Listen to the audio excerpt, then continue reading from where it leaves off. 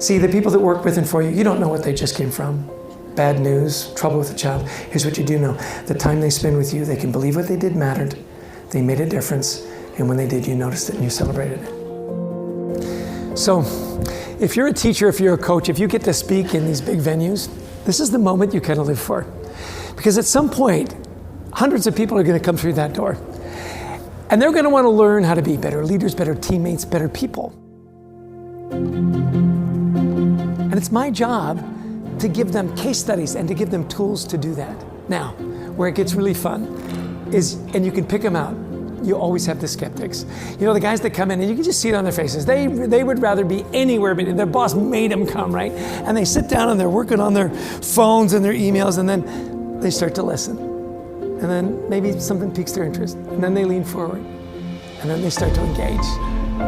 And maybe even they wipe for it too. And they get it. And that's the moment as a teacher, you just love it.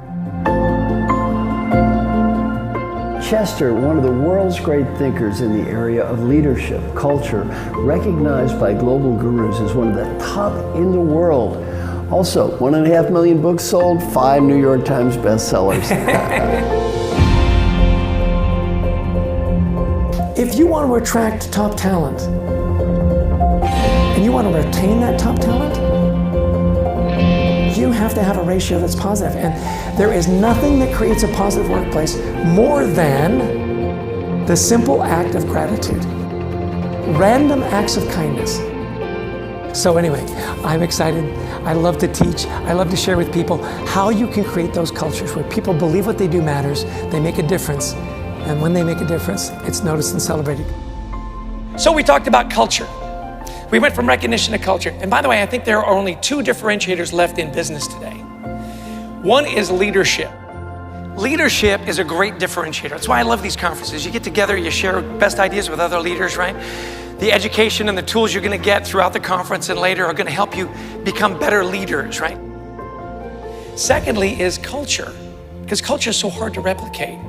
You heard James talk about all these competitors that were there. They disappeared because they lost their focus, their mission, their vision. What were they passionate about? They let their culture degrade and they disappeared. Do you think you'd give a little bit of extra effort when you have a good laugh, somebody at work? Absolutely. At the end of the day, everybody wants to be happy. Everyone wants to have a great job. Everyone wants to go home and share all that wonderful goodness from work with their families. So whoever's sitting at this table, when those people come through, my job is to make sure they leave with more than they came in with, and that I've made a difference for them.